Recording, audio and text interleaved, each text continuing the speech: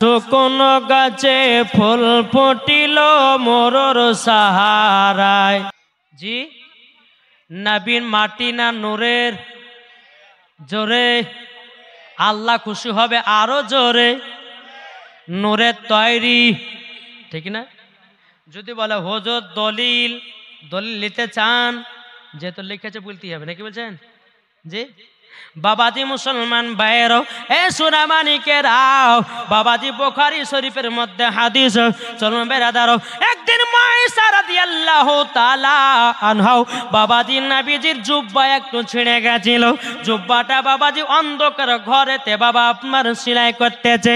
যখন বাবাজি সেলাই করতে করতে বাবা মায়েশা রাদিয়াল্লাহু তাআলা আনহার হাত থেকে সুইটা যখন বাবা জমিনে পড়ে গেছে, মায়েশা রাদিয়াল্লাহু তাআলা আনহা বাবা অন্ধকারে বাবা সুইখানাটা ধরে পায় না।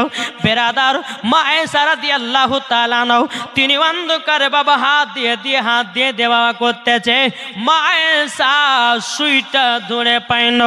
আমার নূরে মুজাসসাম নবী কামলিওয়ালা মক্কি সরদার আহমদ মুক্তার নবী মুহাম্মদ রাসূলুল্লাহ সাল্লাল্লাহু তাআলা আলাইহি সাল্লাম যখন বাবা মায়েশার ঘরের কাছে এসেছে, এ বিবি আয়েশা, কি ব্যাপার অন্ধকারে কি খুঁজতেছে বলো বলো। মায়েশা বলতেছে, ইয়া রাসূলুল্লাহ, ইয়া হাবিবাল্লাহ নবী গো, আপনার একটা জুব্বা ছিঁড়ে গেছিল, সেই জুব্বাটা সেলাই করতে করতে হাত থেকে সুইটা পড়ে গেল, আমি অন্ধকারে ধরে পাই না।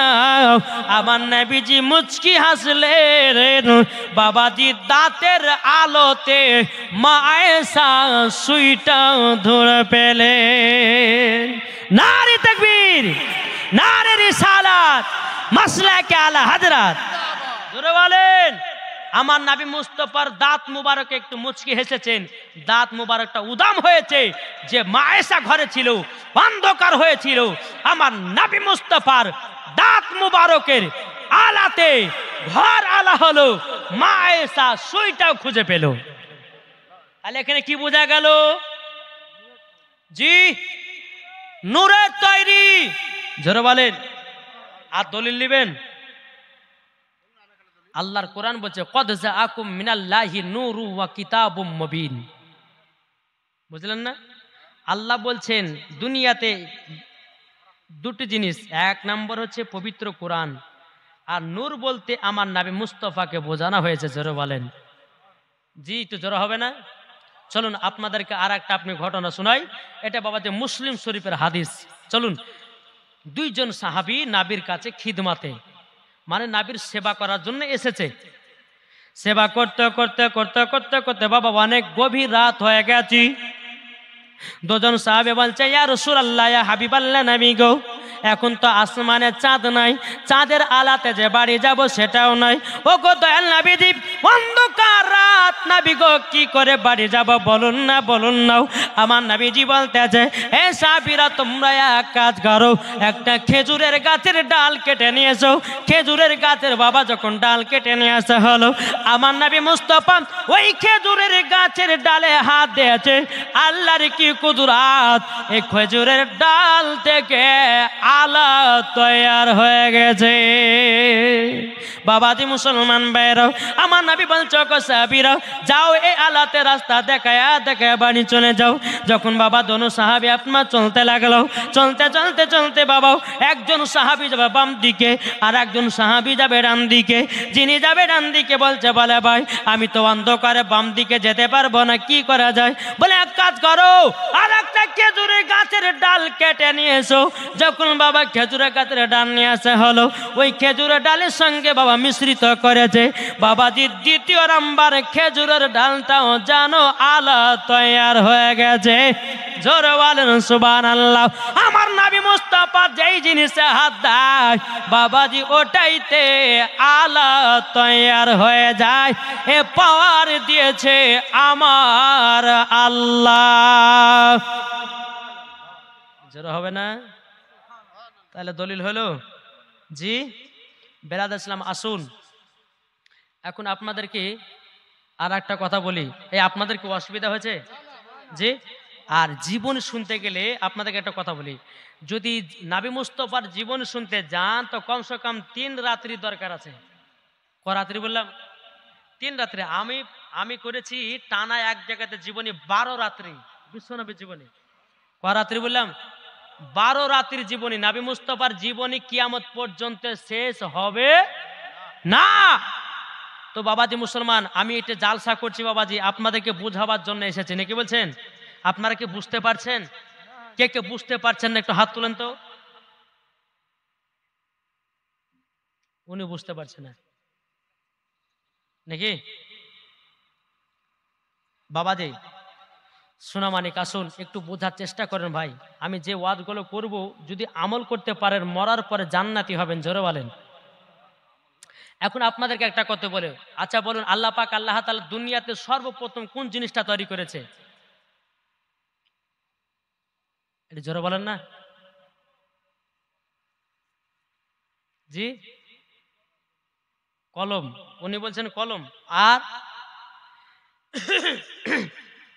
আর কেউ বলে না? আল্লাহ পাক আল্লাহ তাআলা সর্বপ্রথমে দুনিয়াতে বাবাজি কলম না, সর্বপ্রথমে আমার নাবিকে বানিয়েছেন, জোরে বলেন। কাকে? এটা জোরে বলেন না। আমার নাবিকে। যদি বলে যে হাদিস বলেন, চলুন বাবাজি মুসলমান। একদিন জাবির রাদিয়াল্লাহু তাআলা আনহু তিনি বলতেছেন, ইয়া রাসূলুল্লাহ, ইয়া হাবিবাল্লাহ, নবী গো, আল্লাহ পাক আল্লাহ তাআলা দুনিয়ার পৃথিবীর সরজমিনে কি বানিয়েছে? হাদিস হাদিস লোড করেন। আমার নবীজি বলতেছে, বলো গো আমার জাবির, ইয়া জাবিরু, ইন্নাল্লাহ তাআলা কদ খলাকাল ক্বাবলাল আসাই নূরা নাবিকা মিন নূরি ফাজালা জালিকা নূর ইয়াদুরু বিল কুদরাতি হাইসু সাল্লাল্লাহু আলাইহি ইয়াকুল ফি জালিকা লাকুল্লাহুন ওয়ালা কলামুন ওয়ালা জিন্নুন ওয়ালা ইনসুন। আমার আল্লাহ পাক আল্লাহ তাআলা বলতেছে, আমার নবী বলতে, এ জাবির শুনে রেখে দাও, শুনে রেখে দাও, কলম নাই কলমের আগে বানিয়েছি, জান্নাত না জান্নাতের আগে বানিয়েছে, লোহ নাই লোহ কলমের আগে বানিয়েছি, ফারিস্তা নাই ফারিস্তার আগে বানিয়েছে, জিন নাই জিনের আগে বানিয়েছে, আসমান নাই আসমানের আগে বানিয়েছে, জমিন নাই জমিনের আগে বানিয়েছে। এ জাবির, আল্লাহ পাক আল্লাহ তাআলা তোমার নবীর নূরটাকে আগে বানিয়েছে, জোরে বলেন। আমার কথা কি বুঝতে পারছেন? জি বাবাজি, তাহলে কি বলা হলো ওখানে? ইয়া জাবিরু, ইন্নাল্লাহ তাআলা কদ খলাকাল ক্বাবলাল আসাই নূরা নাবিকা মিন নূরিহি ফাজালা যালিকা নূর ইয়াদুরু বিল কুদরাতি হাসু সাল্লাল্লাহু আলাইহি ইয়াকুল ফি যালিকা লাকুল লাহুন ওয়ালা কলামুন ওয়ালা কলামুন। এ বাবাজি মুসলমান ভাইরা, এ সোনামানিকেরাও, আমার আল্লাহ বলতেছে কলমের আগে নাবিকে বানিয়েছি, জোরে বলেন। বুঝতে পারছেন কিছু? আর একটা হাদিস চলেন আপনাদেরকে। এই যুবক ভাই একটু আগ গেছেন না, আমি শেষ করে দেবো, আসেন এই দোয়া খার করবো, আসেন চলেছেন। এই যে ফাঁকা ফাঁকা জায়গাগুলো আছে তাদেরকে বলবো, আমার দেখছেন মা বোনের একবার চাতক পাখির মতন বসে আছে, কেউ কিন্তু বাবা উঠছে না। আপনারা একটু আগে আসেন না, কি গো একবার দুরূদ পড়বো, একটু আগে আসেন না, এটা আগে চলেছেন। আল্লাহুম্মা সাল্লি আলা মাওলানা মুহাম্মদ ওয়ালা আলে মাওলানা মুহাম্মদ। তুমি মানলে মানো, কারা বলে? সুন্নিরা বলছে তুমি মানলে মানো, না মানলে মানো না। আশিকের আসল জান্নাত সোনার মদিনা, জোরে বলেন। তুমি মানলে মানো, না মানলে মানো না। আশিকের আসল জান্নাত সোনার মদিনা, আশিকের আসল জান্নাত সোনার মদিনা। আশিক হৃদয়ে যত ইশকেরি জ্বালা দূর করিতে পারে ওই মাদিনাওয়ালা। জোর হয় না? আশিক হৃদয়ে মাঝে ইশকেরি জ্বালা দূর করিতে পারে ওই মাদিনাওয়ালা।